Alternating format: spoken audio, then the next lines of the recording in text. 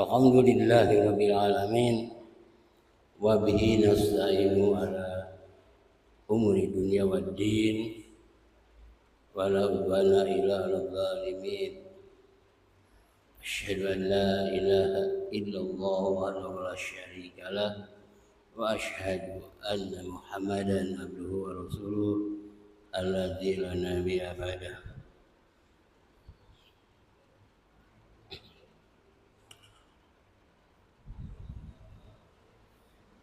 Para ibu ahli pengajian, alhamdulillah sanaos hujan tapi orang sadayana tiasa kumpul ngariung ngomong ngaronyo ngebat jatang pinang dalam meraraga memperdalam di antawis ilmu yang berkaitan dengan agama. Saya akan karena pembahasan yang pokok, saya akan memberikan sedikit tentang saum Ramadan, sebab beberapa hari lagi kita akan masuk kepada bulan Ramadan, bulan di mana kita kaum mukminin diwajibkan saum 1 bulan, dalam arti mungkin saja 29 hari atau 30 hari. Para ibu, hampir seluruh ibadah yang makruh itu dikaitkan dengan situasi alam setempat. Hartosna perbedaan di garis bujur dunia itu akan menentukan bedanya hari dan tanggal bulan Ramadan. Jangankan dengan Arab Saudi, dengan Bandung saja kita sudah beda 3 menit. Dengan Jakarta kita beda 3 menit. Kalau dulu mungkin sekarang juga masih banyak orang yang menyatakan bahwa saum itu harus sama waktunya dengan di Saudi. Itu sebenarnya sangat salah, karena dengan Saudi kita bedanya 4 jam. Jadi kalau kita sudah buka jam 6 di Indonesia, itu ditambah 4 jam, jam 10 malam baru maghrib di Saudi. Jadi adanya perbedaan hari dalam penanggalan setiap bulan umumnya dan di bulan Ramadan pada khususnya ini telah ditakdirkan Allah Subhanahu wa taala karena kita beda tempat kedudukannya. Yang penting lagi bahwa kita masih menganut kepada ayat Al-Baqarah yang menyatakan faman syahida minkum syahra falyasumhu. Barang siapa yang mendapatkan melihat bulan muncul, maka kita diwajibkan saum kalau di tanggal 1 Ramadan. Ayat ini diperjelas oleh hadis Rasulullah SAW, yaitu sumu liruyatihi waqtiru liruyatihi. Kalau Al-Quran menyatakan syahidah dan Rasul menyatakan ru'ayah, artinya tanggal 1 tiap bulan di bulan tarikh Komariah itu harus terlihat bulan. Oleh karena itu kita berdasarkan kepada ru'yah. Dan bulan bisa diruyat, bisa dilihat menurut teknologi tinggi di dalam ilmu ilmu angkasa atau astronomi.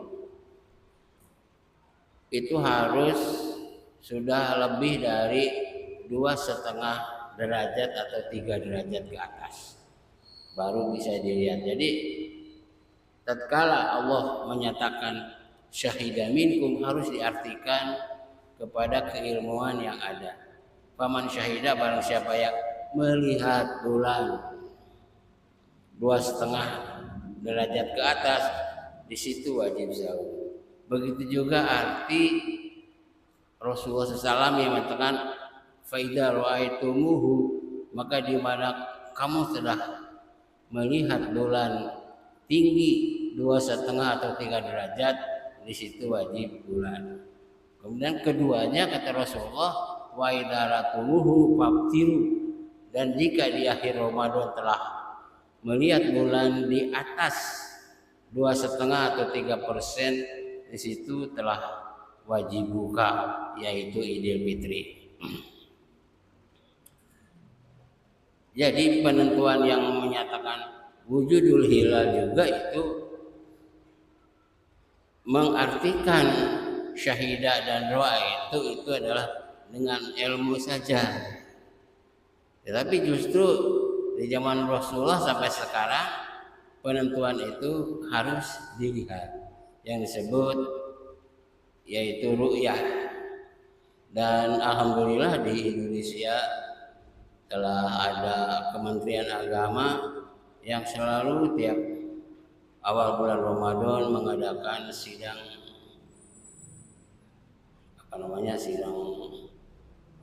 ru'yah,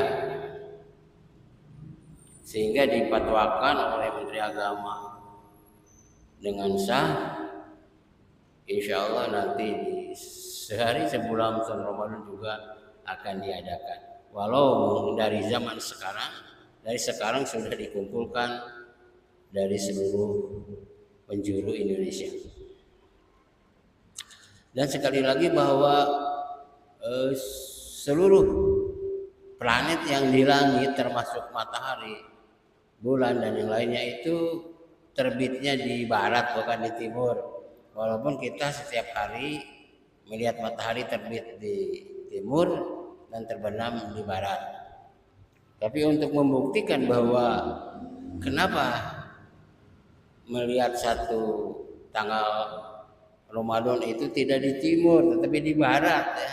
Tatkala matahari tenggelam atau terbenam, disitulah terbit muncul bulan yang disebut ru'yah di barat. Jadi seluruh planet yang ada itu terbitnya di barat sebenarnya menurut ilmu. Tapi karena bumi itu kecepatannya yang sangat tinggi, sehingga ribuan kilometer per detik, maka kelihatannya pergerakan matahari tersusul oleh bumi. Akhirnya kita melihat muncul matahari itu di timur terus gitu. Itu rahasianya. Oleh karena itu yang harus dipersiapkan oleh kita menghadapi Ramadan adalah kesehatan, supaya kita bisa saum dengan ideal. Sebab yang sakit itu dilarang untuk saum. Tidak boleh memaksakan saum kalau sakit. Bahkan Rasulullah dalam hadis yang sahih menyatakan barang siapa yang memaksakan saum kemudian tewas atau sakit parah itu sama dengan kafir kepada Nabi Muhammad SAW. Begitu keringanannya dalam sholat. Sekilas saja segitu, barangkali nggak ada pertanyaan ya. Kemudian kita ke materi, masih di dalam ilmu mustalah. Barangkali yang ada ingat dulu sampai mana sih?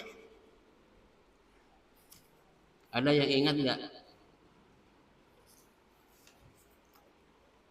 Karena terlalu jarang jadi lupa juga saya.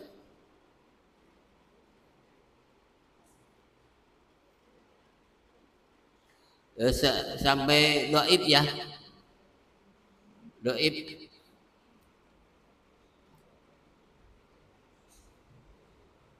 Yaitu kita tulis dulu bahwa ada kitab doa apa karya Imam Ibnu Hibban, ada Mizanul Iktidal karya Imam Az-Zahabi, ada Al-Marasil Al-Ilal karya Imam Abu Dawud, dan ada kitab yang Al-Ilal namanya karya Imam Daruqutni.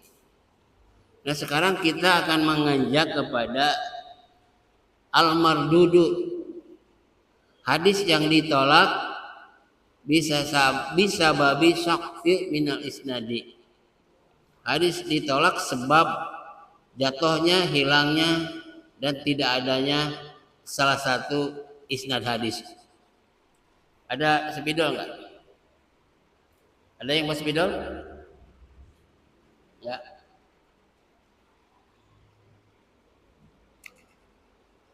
Yang dimaksud dengan syaqtu minal isnadi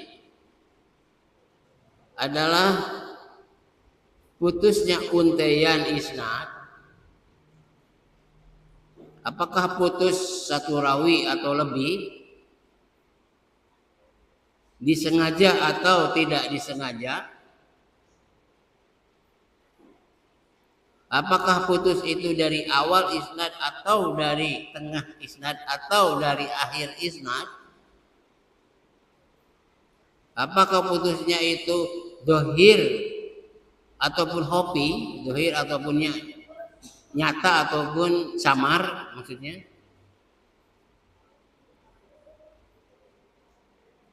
Ini ada dibahas dalam bab ini. Para ulama mustalah membagi pada putus dohir atas 4 nama, dan hopi ada 2 nama. Putus isnad artinya isnadnya itu yang harusnya 10, umpamanya tidak ada 1, tidak ada 2, di ujung, di tengah, atau di akhir.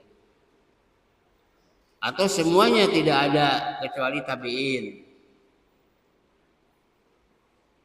Itu namanya saktun, jatuh, hilang. Saktu dohir, hilangnya yang nyata, yang kelihatan, yang tidak sulit, yaitu pertama namanya mu'allaq.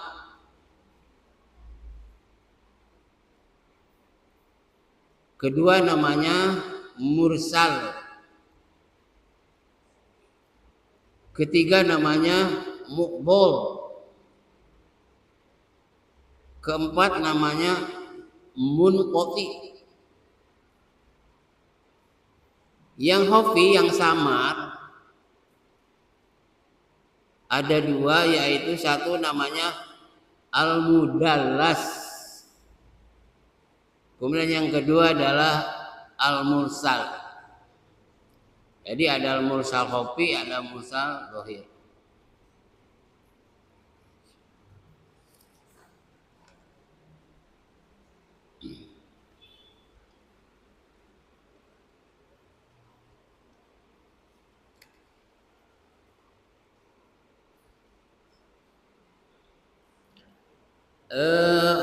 hadis mu'allaq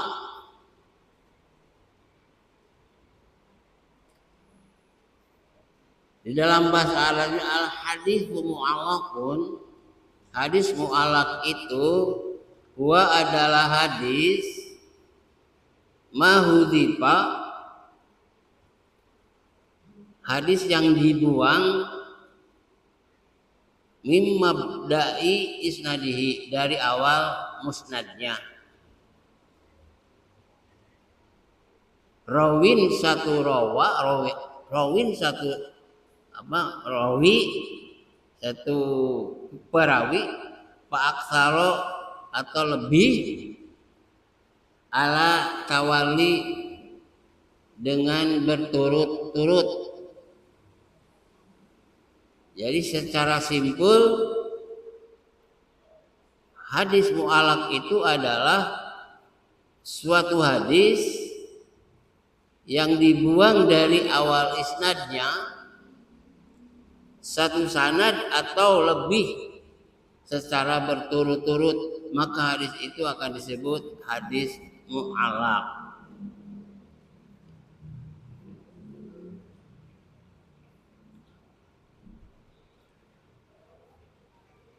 Ada dua macam hadis mu'allaq. Pertama, membuang semua sanad, ujug-ujug mengatakan qala Rasulullah sallallahu alaihi wasallam. Umpamanya dalam hadis itu tidak menceritakan, tentu saja dalam buku-buku dan kitab-kitab sekolah itu sudah tidak ada, tapi adanya di kitab-kitab hadis ya. Di kitab-kitab hadis seperti hadis Sab'ah yang terkenal, Bukhari, Muslim, Abu Daud, Tirmidzi, Baihaqi, Hakim, kemudian siapa itu namanya, Daruqutni.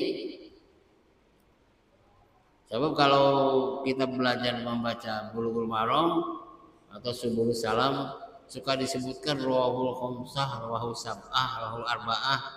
Itu karena yang merawikan sebagiannya tidak ikut. Kalau ada Bukhari, Muslim disebutnya riwayat sab'ah atau riwayat 7. Kalau Bukhari, Muslim tidak meriwayatkan disebutnya riwayat khamsah, riwayat 5. Dan begitu seterusnya sampai riwayat salasah atau 3. Ada dua macam. Yang pertama yang sudah saya katakan tadi, perawi itu ujug-ujug menyatakan qala Rasulullah SAW. Tidak menyebutkan sahabatnya, tidak menyebutkan tabi'innya, ujug-ujug qala Rasulullah SAW. Itu disebutnya hadis mu'allaq. Kedua hadis mu'allaq, perawi yang membuang semua sanad kecuali sahabi dan tabi'in. Dia menyebut sahabat yang disebut, tabi'in yang disebut, tapi runtaian yang sampai kepada dia dari syekh-syekhnya, dari guru-gurunya, itu tidak disebut. Itu juga mu'allaq. Contoh hadis yang dikeluarkan oleh Imam Bukhari di Muqaddimah bab yang menceritakan tentang paha Utsman, tentang paha Nabi SAW tatkala Rasulullah kedatangan Utsman bin Affan. Hadisnya wala Abu Musa ghaqqan nabiyyu sallallahu rukbataihi hina dakhala Utsmana. Kata Abu Musa, Rasulullah sallallahu alaihi wasallam menutup dua dengkulnya tatkala Utsman masuk bertamu kepada beliau. Nah, ini di dalam agama memang tidak ringan-ringan saja. Sebab dengan hadis itu ada yang menyatakan itu aurat buat laki-laki dan ada yang menyatakan bukan aurat. Kenapa disebut hadis mu'allaq? Sebab kata Abu Musa, Nabi SAW menutupi kedua dengkulnya tatkala Utsman masuk kepadanya. Inilah sebuah hadis mu'allaq karena di dalam kitab Bukhari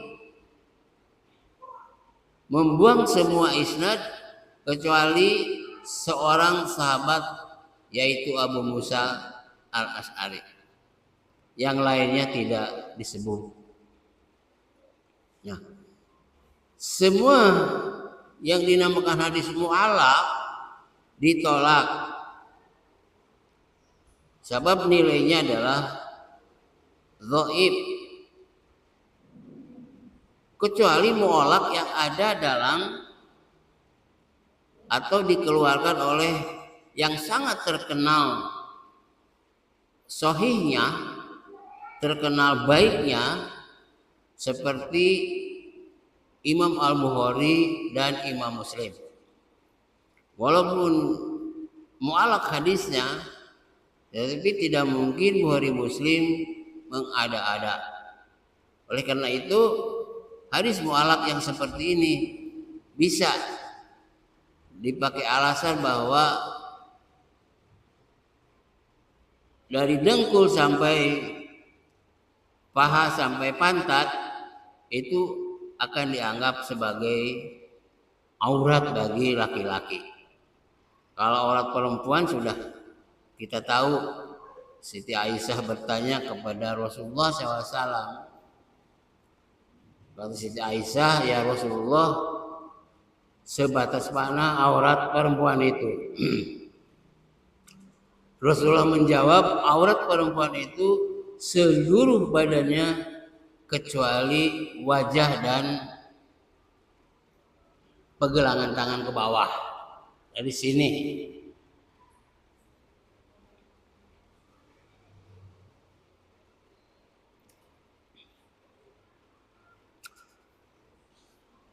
Hadis mu'allaq juga bisa diterima untuk diamalkan dengan syarat ada sigoh. Sigoh itu pengucapan seorang rawi seperti ya Bukhari lah gitu. Yaitu sigohnya jazmiyah. Saya spidoin itu. Jazmiyah itu bahasa-bahasa dalam bahasa kita disebut bahasa positif. Bukan bahasa yang tamrid. Tamrid itu bahasa yang negatif atau pasif. Tapi bahasanya aktif. Seperti doroba memukul, duriba dipukul. Kola bicara, kila diceritakan. Nah, kola ini disebut jazbun atau jazmiyah. Tapi kalau kila itu disebut tamrid. Contoh lain seperti nasoro itu jazbun. Tapi kalau nusiro itu tamrid.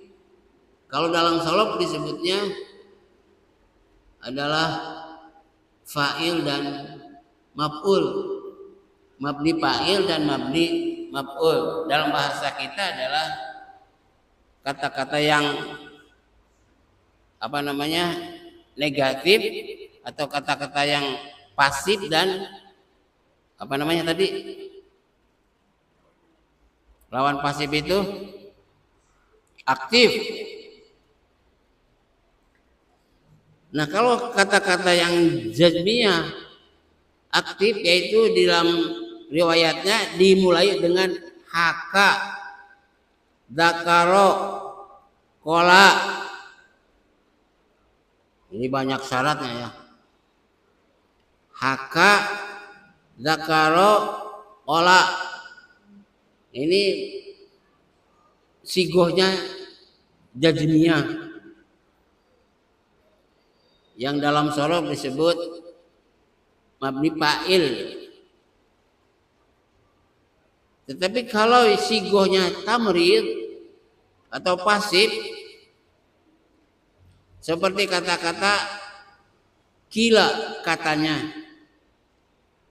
dzukiro dikatakan, hukia dinyatakan. Hadis mu'alaq ini ditolak. Kalau kata-katanya hukia, dzukiro, kila, yang artinya diceritakan, dikatakan, dan dinyatakan. Tapi harus menyatakan, mengatakan, menceritakan, harusnya begitu yang diterima dalam ilmu hadis.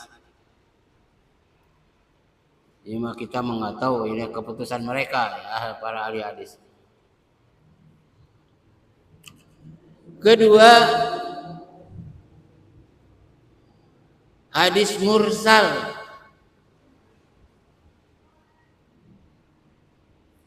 Definisinya al-hadisul mursalu wa ma saqata min akhir isnadihi mam ba'da tabi'i.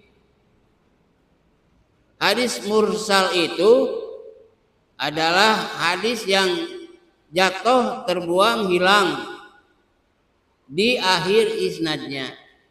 Dari awal-awal ada, tapi yang paling akhir tidak ada. Siapa yang tidak ada? Mam ba'da tabi'i. Orang sesudah tabi'in. Jadi tabi'in kedua ya, tabi'in. Tabi'in itu kan banyak ya. Tabi'in.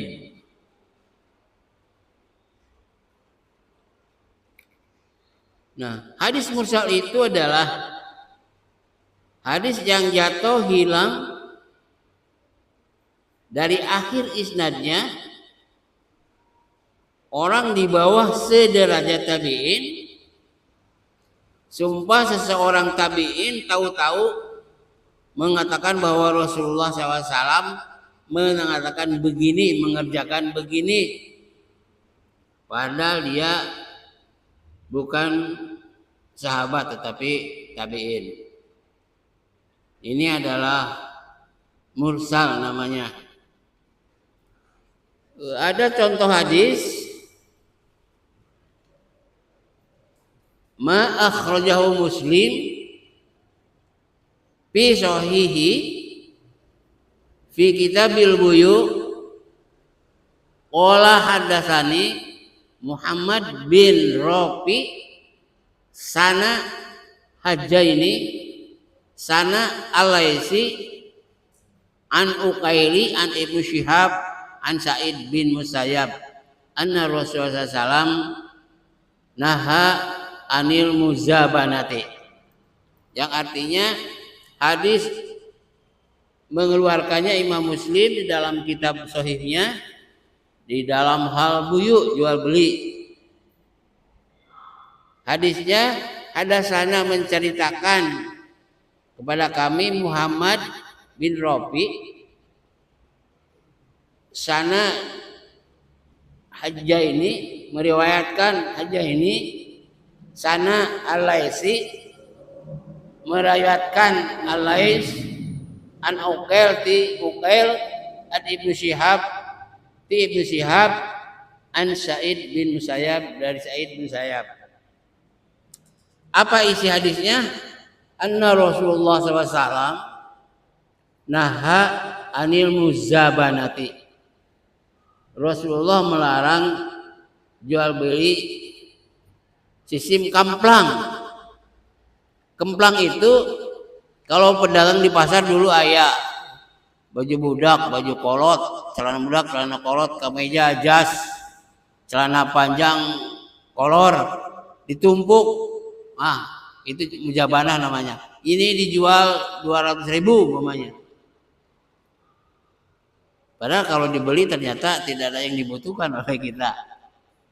Itu namanya muzabanah.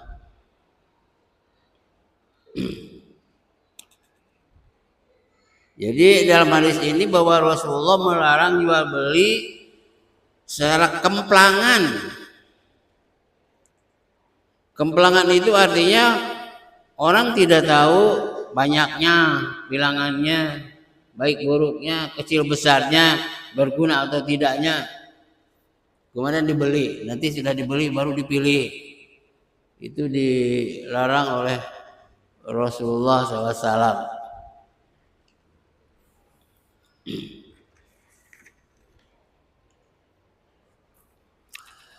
Sa'id bin Musayyab seorang tabi'in di dalam hadis ini yang mengatakan hadis ini adalah dari Nabi SAW, padahal dia tidak bertemu dengan Nabi, bahkan tidak bertemu dengan sahabat. Inilah disebut hadis mursal.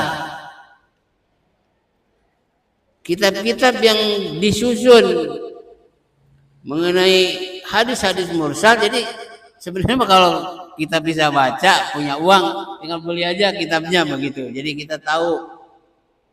Pertama ada sebut kitab Marosil yang disusun karya Abu Daud.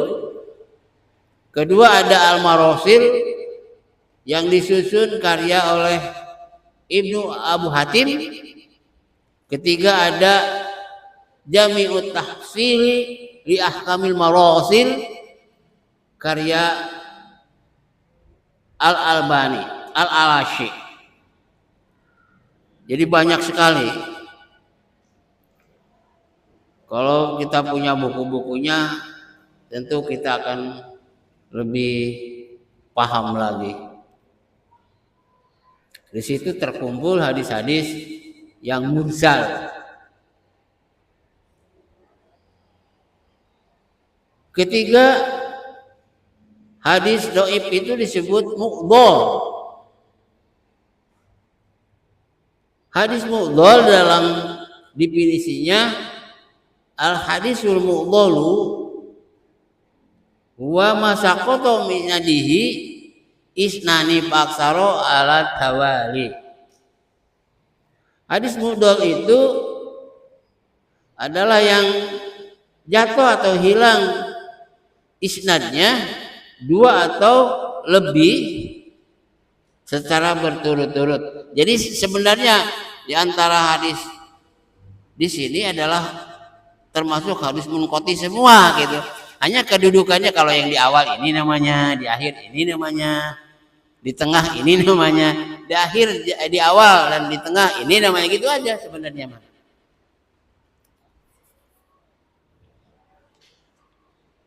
Ini mah sebenarnya pelajaran ilmu apa namanya, kalau di pemberitaan itu disebut ilmu apa namanya itu, ya ilmu menerima berita gitu ya. Tetapi ini mengenai hadis-hadis Nabi Muhammad SAW. Kalau berita-berita sekarang yang di Google itu kadang-kadang bohong melulu. Walaupun banyak yang benar gitu. Tetapi kita jangan terlalu meyakinkan seperti kepada hadis itu. Kalau berita-berita di Google itu, kita akan tertipu nanti. Hadis mu'dhal itu adalah di mana hadis jatuh atau hilang 2 sanad atau lebih dari 2 secara berturut-turut. Itu definisinya. Kalau tadi yang dibuang semua kecuali akhirnya yang mu'allaq, yang mursal yang dibuang adalah 1-2 dari akhirnya. Yang mu'dhal itu dibuang orang-orang isnadnya 2 atau 3 tapi berturut-turut. Contohnya hadis yang diriwayatkan oleh Imam Hakim dalam kitab Ma'rifatul Ulumil Hadis. Nama kitabnya Ma'rifatul Ulumil Hadis, dengan sanad kepada Wani dari Imam Malik. Dia menyampaikannya bahwa Abu Hurairah mengatakan, "Qala Rasulullah SAW." Abu Hurairah berkata, Rasulullah bersabda, "Lil mamluki," untuk seorang yang menguasai orang, baik raja, ratu, presiden, gubernur, bupati, camat, lurah, ketua kampung, RT, RW, atau mungkin ketua persis, persisti, pemuda, pemudi, begitu, itu mamluk namanya, menguasai. Wa kiswatuhu wa ta'amuhu bil ma'ruf. Dia harus tanggung jawab pakaian dan makannya yang halal dan thayyibah. Wala yukallifu minal amali ila ma yutiku. Dan jangan memaksa anak buah, pembantu, kepada pekerjaan yang dia tidak mampu. Kalau di sinetron kan ada banyak, tidak mampu disuruh, sudah tidak benar pekerjaannya disiksa, diusir. Kita itu jangan. Jadi hadis-hadis dhaif ini sebenarnya isi-isinya itu baik-baik gitu ya, baik-baik. Tetapi selama bukan maudhu, hadis dhaif itu bisa dipakai. Asal hadis dhaif itu dua syarat saja yang harus ibu peringati, tidak boleh dipakai. Hadis dhaif itu tidak boleh dipakai ngadalili halal haram, satu. Kedua, tidak boleh dipakai ngadalili syariat atau ibadah.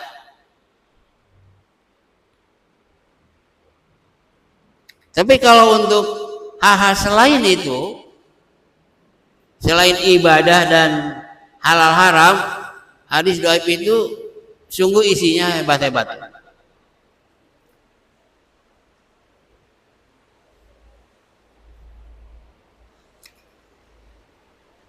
Jadi wala yukallifu minal amali ila ma yutiku. Janganlah memerintah atau menuntut pekerjaan kepada pembantu kecuali apa yang pembantu itu mampu. Jadi semua pembantu itu tidak, kemampuannya tidak sama ya. Tentu banyak lemahnya. Nah itu dulu nanti harus tahu. Ini sebenarnya kepada anak kita pun gitu, sama-sama. Tidak semuanya mampu kepada keinginan orang tua. Ya, orang tua harus cerdas. Bagaimana kemampuan anak kita? Nah itu supri perdih perintah sesuatu yang dia mampu. Baik mampu tenaganya, mampu otaknya, atau mampu pemikirannya. Itu harus diuji. Jadi kalau ingin menjadi manusia hebat itu memang sulit. Allah Hakim berkata, Imam Hakim ahli hadis, hadza mu'dalun. Ini hadis mu'dal an Malik dari Imam Malik fil kitab Muwatta, dalam kitabnya Muwatta. Ini hadis mu'dal karena menghilangkan dua isnad berturut-turut, yakni Muhammad bin Ajalani dan bapaknya juga Abu Hurairah tidak disebut. Jadi perjalanannya aja, bukan isinya hadis. Makanya kalau tidak bertentangan dengan itu, untuk yang bukan ibadah dan bukan halal haram itu boleh dipakai.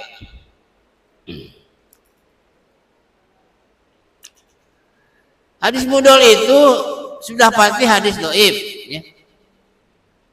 Dan kita jangan mengatakan bahwa seluruh hadis dhaif tidak boleh. Tidak, ya, ada aturan-aturannya dalam ilmu hadis.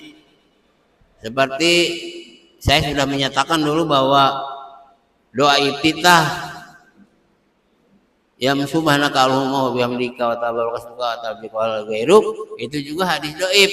Tapi yang meriwayatkannya lebih dari 10 orang, maka oleh persis pun diangkat menjadi dalil yang boleh diamalkan. Tapi kalau ingin selamat pisan ya kita minimal doa iftitah itu Allahumma ba'id baini dan seterusnya.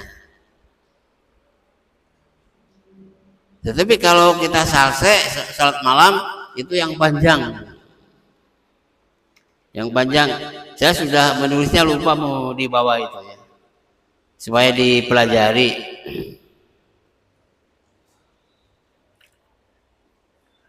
Hadis mudhal itu sudah pasti hadis dhaif.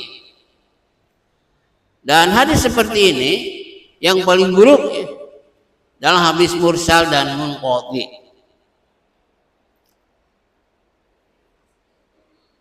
Apa yang disebut buruk itu dalam jalan meriwayatkannya, bukan isinya. Isinya mungkin baik begitu. Tapi kalau mengenai halal haram itu tidak boleh dipakai. Kemudian dalam ibadah juga tidak boleh dipakai. Sebab ibadah dan halal haram itu harus hal-hal yang qat'i dari Al-Quran dan hadis sahih dari Rasulullah SAW.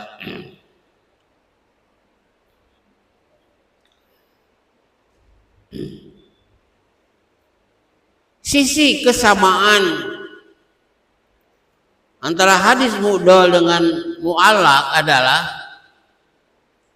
jikalau hadis itu terbuang di awalnya dua sanad atau itulah mudhal ya, di awalnya. Jikalau hadis itu dibuang sanadnya di awalnya itu disebut mudhal. Tapi jika hanya satu itu adalah mu'allaq.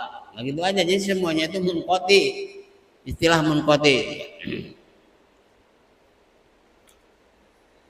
Kitab-kitab yang disusun mengenai hadis mudhal ada dua, yaitu Kitabus Sunan karya Sa'id bin Mansur. Kedua, kitab Mu'allifat karya Ibnu Abi Dunya.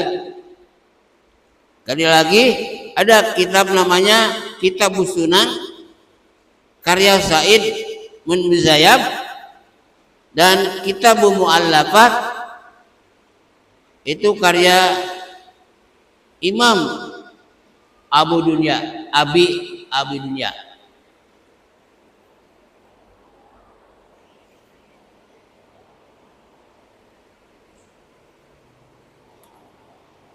Yang terakhir untuk hari ini adalah munqati. Ini jajaran-jajarannya aja ya. Munqati. Apa itu hadis munqati? Al hadisul munqati huwa ma lam yattasil isnaduhu ala ayyi wajhin kana inqita'uhu. Jadi hadis munqati itu adalah hadis-hadis yang tidak menyambung isnadnya, ditinjau dari arah mana saja inqita'nya, seperti tadi ada mu'allaq, ada mursal, ada mudhal. Itu jenis munqati.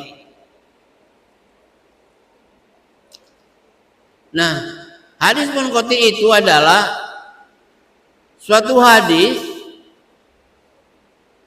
yang tidak ittisal atau tidak bersambung menyambung sanadnya dari jalan apapun saja.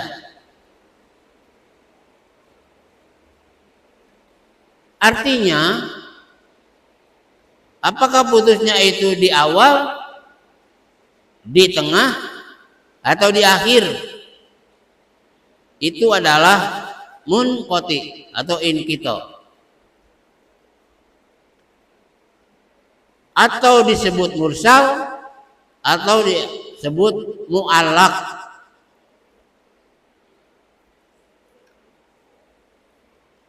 Kalau putusnya di akhir bukan di awal dan di tengah, itu ada dua namanya, yaitu mursal dan munqati.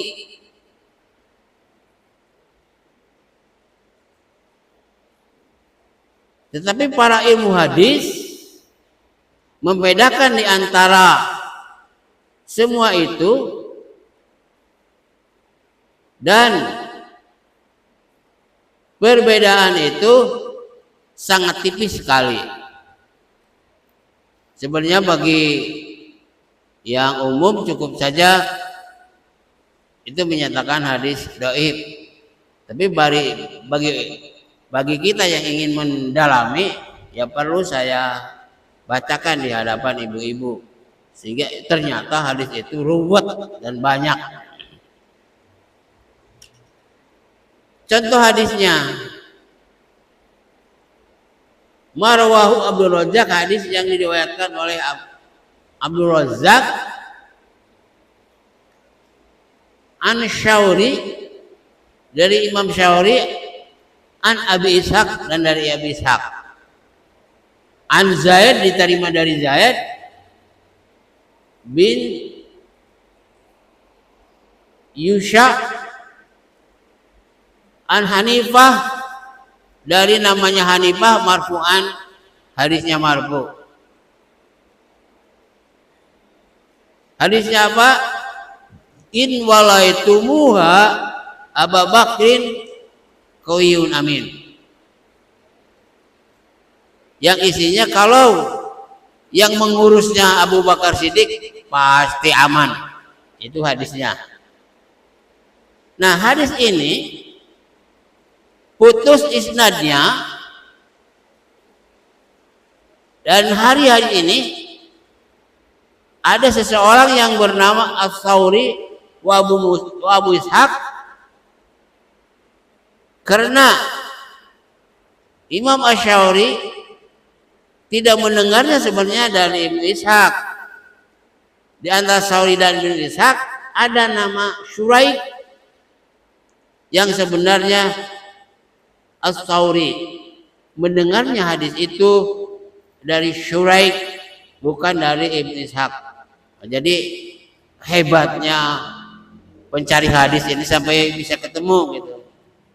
Beja nama ti si Neng, padahal nyaritakeun ti Uwa aja. Ti Uwa na, padahal Uwa nanti si Neng nanti disebut. Kawas seperti gitulah namanya mah. Nah, hadis munqati adalah hadis dhaif disebabkan rawi yang dibuang tadi. Itulah kira-kira yang bisa saya sampaikan pada hari ini.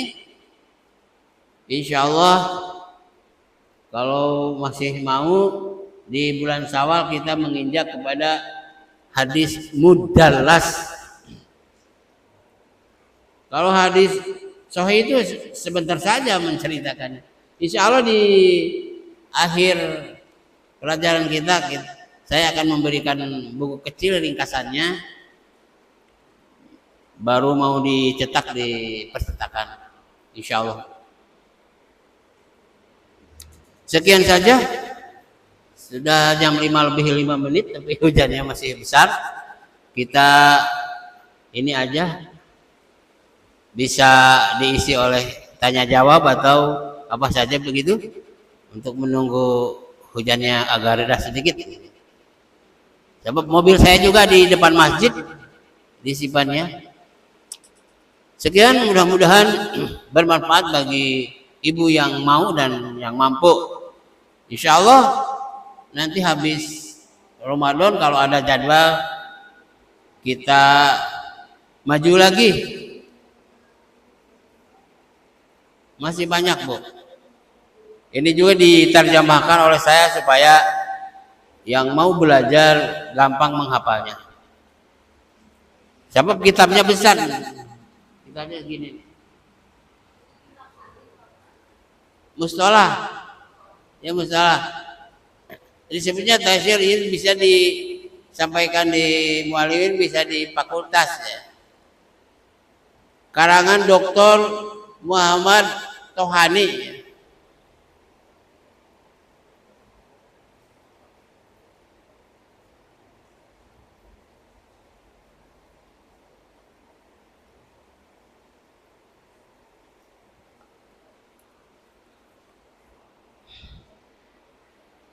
Ditutup dengan doa Rabbana atina fid hasanah wa fil akhirati hasanah wa qina adzabannar. Wassalamualaikum warahmatullahi wabarakatuh. Kebetulan hujan juga nih.